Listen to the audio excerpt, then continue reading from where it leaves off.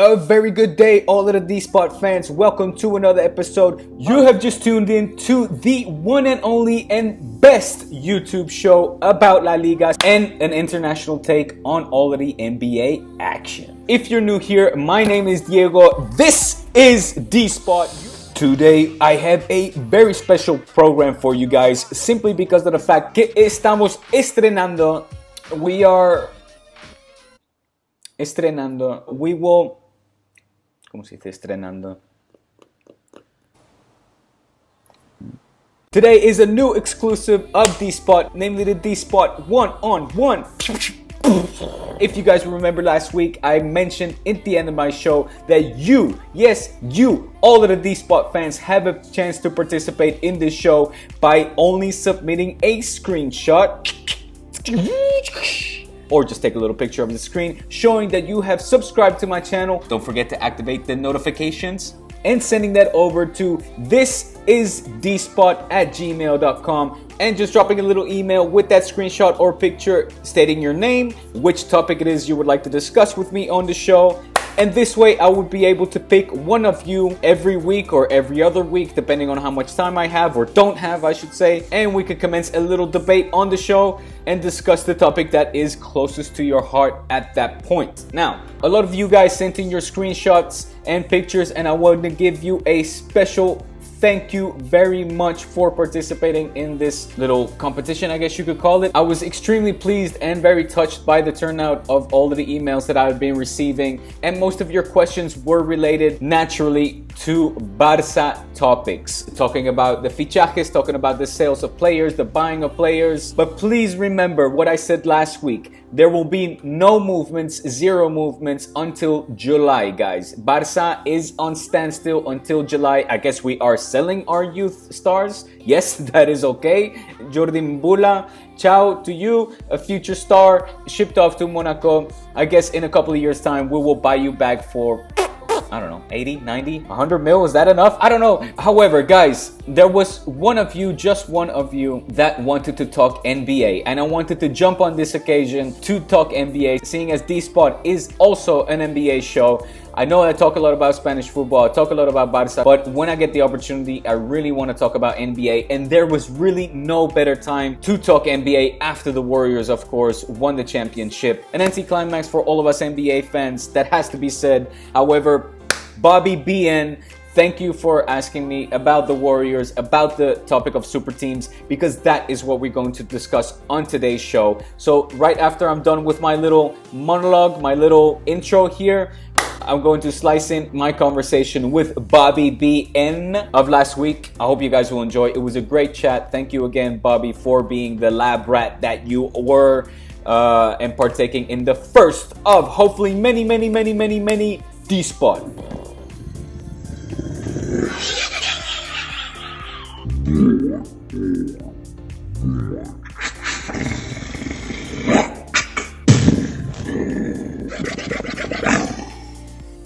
So without any further ado, I quickly wanted to give an update on all of the NBA action, all of the NBA movements, because there are many things going on right now. The offseason is officially more exciting than the entire NBA season has been all year long, all season long. I mean, it's been ridiculous so far. Everybody's talking about trades, but nobody is talking about the big story. Couldn't be anybody else but my main man, Pau Gasol. Pau, te quiero, cuánto te quiero, tío.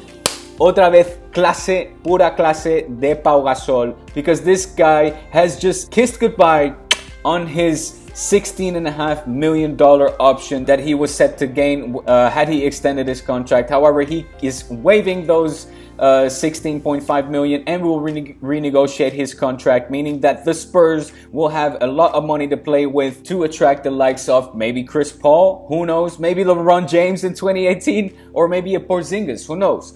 Phil Jackson has put Porzingis on the trade block. Stupid move. He's obviously heavily being criticized. A lot of people are saying that Phil Jackson is doing this only because he wants to get fired, take the money, so he has to run. Porzingis, for that matter, is unhappy with the Knicks. But Porzingis right now is hot commodity, guys. Don't forget, this guy is on a rookie contract. He costs absolutely nothing in comparison to what he will be earning just a couple of years from now once his contract is over. A lot of teams will be looking at Porzingis thinking, I'm willing to give up a lot of assets for that. How much asset are they willing to give up? Who knows? We will find out. And find out we certainly will, and very shortly. However, that's all I wanted to say about the super teams. There's not much more news. Obviously, the draft is tonight. Very curious to see where everybody will go. The likes of Fultz, the likes of Ball, Tatum, Jackson. My eyes are set on De'Aaron Fox. I really like this kid. I like what I've seen. Granted, I haven't seen a lot of college basketball, so I really cannot have a big opinion. Let's see where he will be drafted. To the Kings, perhaps, or will he be picked before by the Suns? Who knows? We will find out tonight.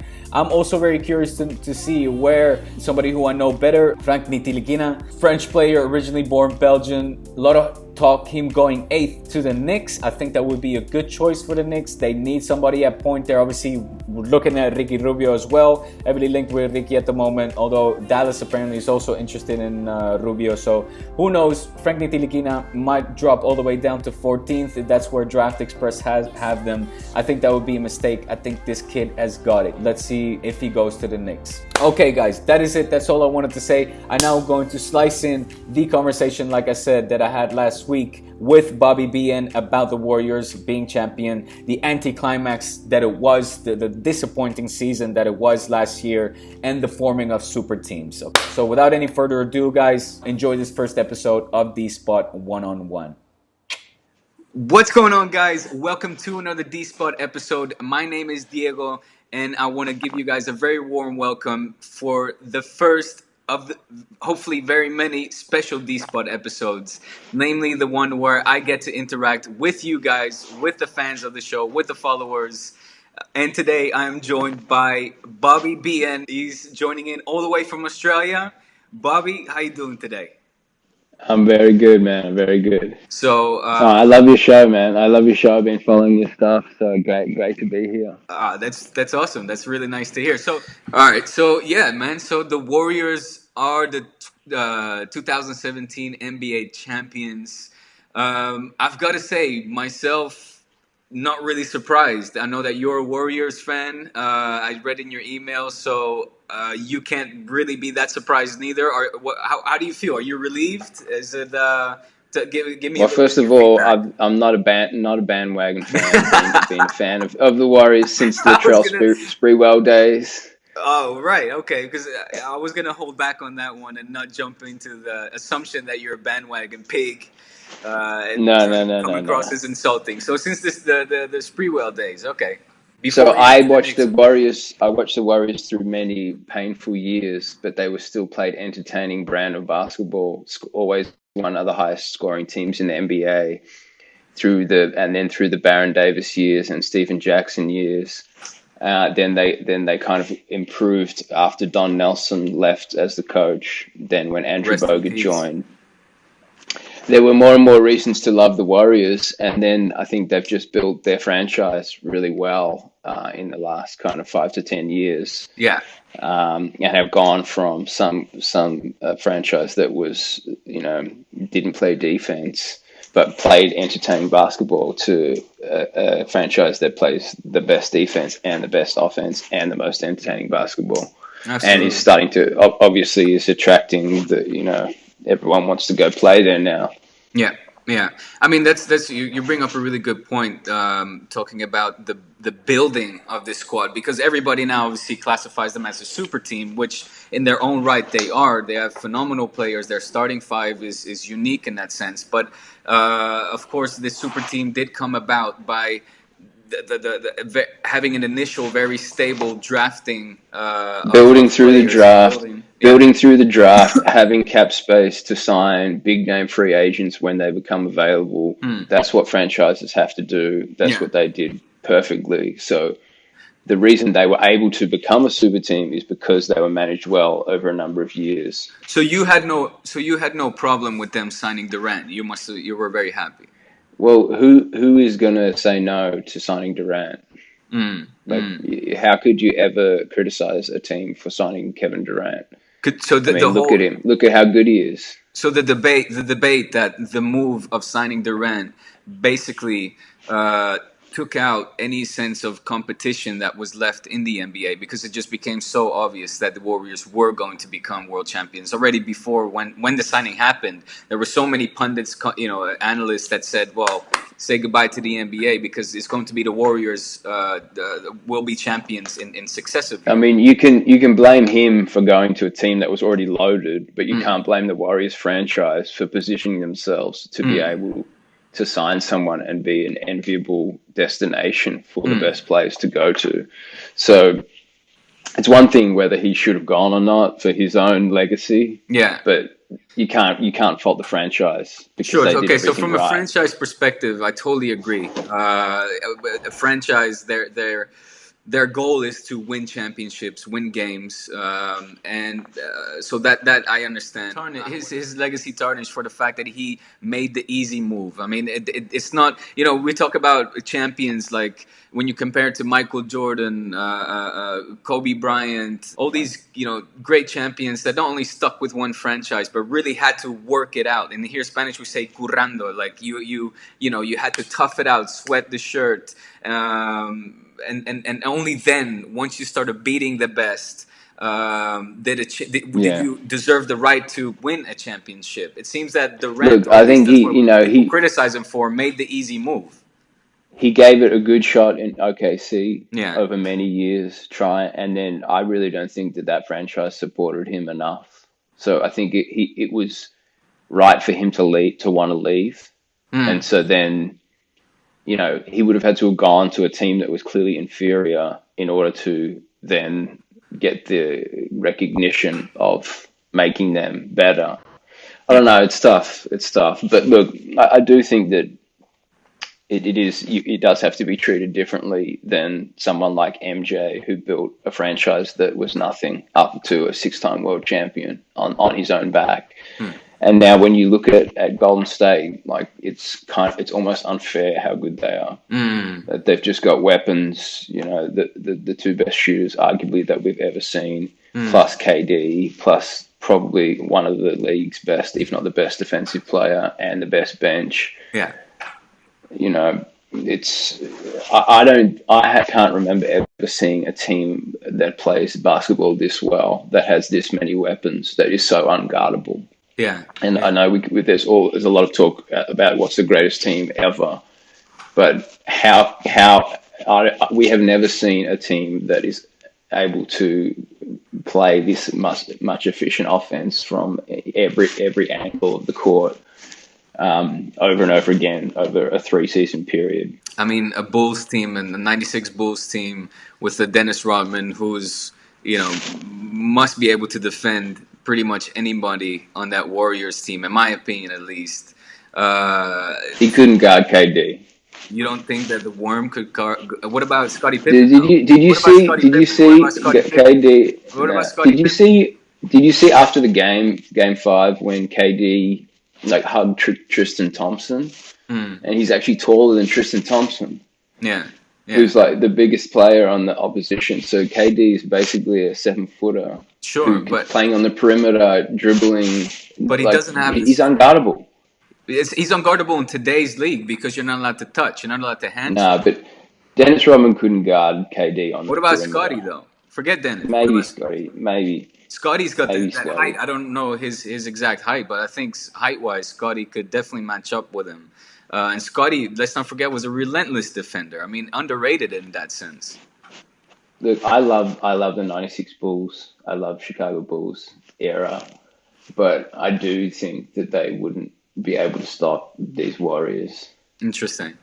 Even and then we didn't even talk about their massive advantage having Michael Jordan on the team, even having the best player ever. But the game's changed so much. Like now, it's just the 3 ball is everything now. Yeah. So that's why you can't compare the eras, because that team in the '90s was built for the '90s basketball, which wasn't focused on the 3, and this team is now built for. The Warriors team is built purely around the 3 ball. So it's a completely different building strategy. Yeah. And so it's not really valid to compare the two.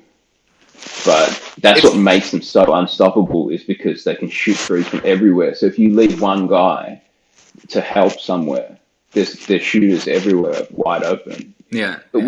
what did you think about LeBron's kind of demeanor after the series? I mean, to me, he didn't look broken in a sense that Mm. he.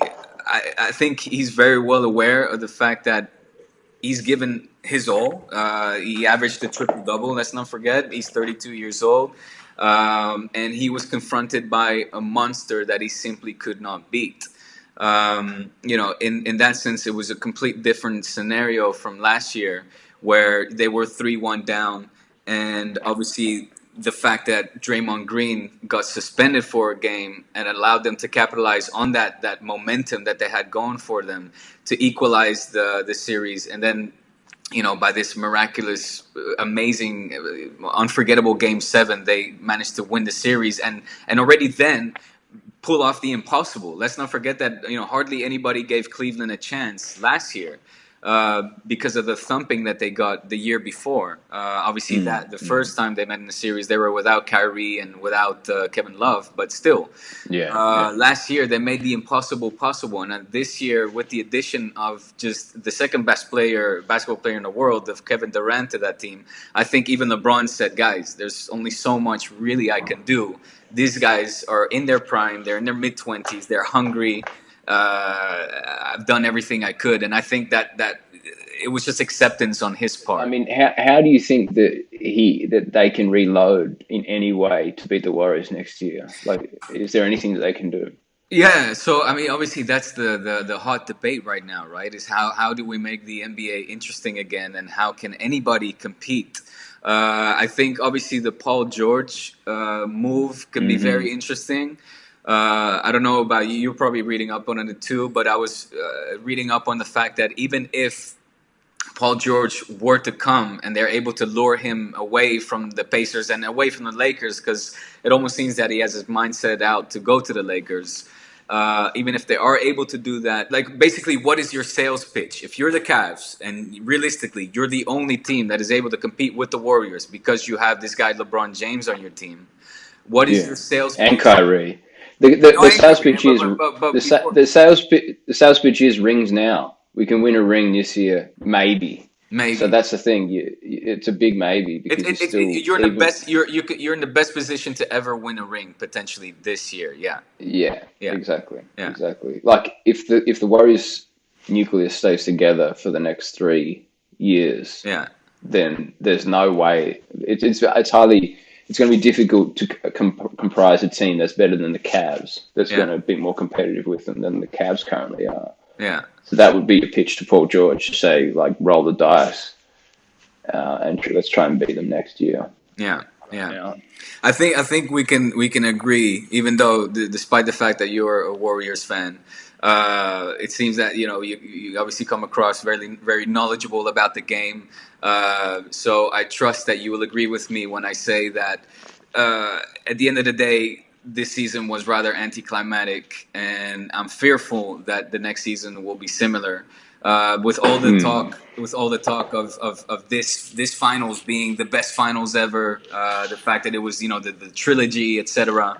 It was a rather anticlimactic finish to the season. Would you agree? Yes, I would agree. And the epitome of that was in game 3, Yeah, where the Cavs were up and we thought we've got a series on our hands. And then in the last 3 minutes, the life gets sucked out of the building and the yeah, series yeah. and the season. Because And the every season. basketball fan was waiting for the finals this year. They were kind of saying, well, at least I was, that the playoffs aren't going to be that competitive, but the finals is going to be epic. Exactly. That's what I And, was saying. Yeah, and it was epic, and the games were. I think the games were really good, but it just if we went to 2-2, it would be a completely different ball game. So that game 3 moment at the end where they just lost it, it sucked the whole life out of the season for me, yeah. So even which is that's a interesting. shame. So despite you being a Warriors fan, you're seems like you're a basketball fan over everything else. Yeah, man. Yeah, I want to see good basketball. I want to see 7 game series. Yeah, yeah, yeah. Um, you know, In any and case, Paulie, I'm also really happy and thankful that you were the first one to partake in this one-on-one live session for D Spot. I appreciate the time, my friend. Was it fun for you? Is this something? Do you think this is something that I should continue doing? Yeah, I always love speaking to fellow fans of basketball who can talk basketball. So Nice. yeah, it was a lot of fun. Thanks, man. All right, Bobby BN. What does BN stand for, if I may ask? It's just my initials, Oh, your man. initials. Okay. Yeah, All yeah. right, Bobby. Well, thanks a lot, mate, and make sure you, of course, like and you're already subscribed. But keep sharing the content with your friends out there down under in Australia. I know you guys are big basketball lovers. Keep spreading the love. And again, Bobby, I appreciate all the time, Will, man. man. Keep doing your thing, man. You're doing great stuff. All right, I appreciate it. Cheers. Cheers, Bobby. Bobby.